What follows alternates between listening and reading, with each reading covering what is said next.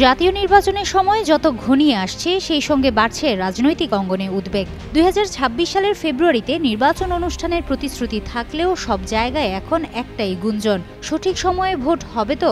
অন্তর্বর্তী সরকারের উপর আস্থা রেখেও বিএনপি এখন নানা ইঙ্গিত ও ঘটনার বিশ্লেষণে খুঁজছে সম্ভাব্য ষড়যন্ত্রের ছায়া। ২০২৬ সালের ফেব্রুয়ারিতে জাতীয় নির্বাচন অনুষ্ঠান নিয়ে অন্তর্বর্তী সরকারকে এখনও আস্থায় রেখেছে বিএনপি। সরকারের প্রধান উপদেষ্টার প্রতিশ্রুতি অনুযায়ী ঘোষিত সময়ের মধ্যে সুষ্ঠু ও নিরপেক্ষ নির্বাচন অনুষ্ঠানের ব্যবস্থা করবেন বলে বিশ্বাস করেন দলটির নেতারা। তবে এর মধ্যেও কিছু ঘটনা, কয়েকটি রাজনৈতিক দলের তৎপরতা এবং হঠাৎ করে নির্বাচনী বিষয় নিয়ে সরকারের দায়িত্বশীলদের সরব ভূমিকা বিএনপির মনে সন্দেহ তৈরি করেছে। দলটির অভিযোগ, ফেব্রুয়ারিতে নির্বাচন যেন না হয় সে নিয়ে ষড়যন্ত্র চলছে।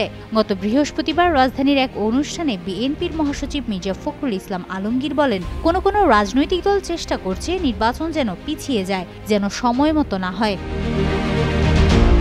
সরকারের উপর আস্থা রাখলেও নির্বাচনের সময়সূচি ঘিরে যে ধোঁয়াশা তৈরি হয়েছে সেটি স্বীকার করেছেন বিএনপির ভাইস চেয়ারম্যান শামসুজ্জামান দুদু। বলেন, সরকারের উপর এখন তাদের আস্থা আছে, বিশ্বাস আছে এবং সমর্থনও আছে। নির্বাচন পেছাবে এটা এখনই মনে করছেন না। তবে কিছু মহল এমন কিছু বিষয় সামনে আনছে যেগুলো এখন আসার কথা নয়। স্বাভাবিকভাবেই একটা ধোঁয়াশা তৈরি হয়েছে।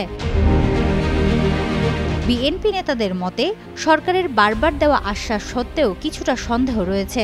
সরকারের মধ্যে কিছু উপদেষ্টা নিয়ে সংশয় আছে। নির্বাচন কমিশনের বিষয়ে বিএনপির সুপারিশ থাকলেও কার্যকর পদক্ষেপ দেখা যাচ্ছে না। বিএনপির চেয়ারপারসনের উপদেষ্টা সৈয়দ মোয়াজ্জেম হোসেন আলাল বলেন, মনে হচ্ছে কেউ নির্বাচন বিলম্বিত করার চেষ্টা করছে। অন্তর্বর্তী সরকার দায়িত্ব নেওয়ার পর থেকেই বিএনপি দ্রুত জাতীয় নির্বাচনের আয়োজনের দাবি জানিয়ে আসছে।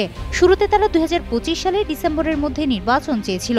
পরে সরকারের পক্ষ থেকে ২০২৬ সালের জুনের মধ্যে আয়োজনের প্রতিশ্রুতি আসে। তবে লন্ডনে বিএনপির চেয়ারম্যান এবং সরকারের প্রধান উপদেষ্টার বৈঠকের পর নির্বাচনের সময়সূচি নির্ধারিত হয় ২০২৬ সালের ফেব্রুয়ারিতে।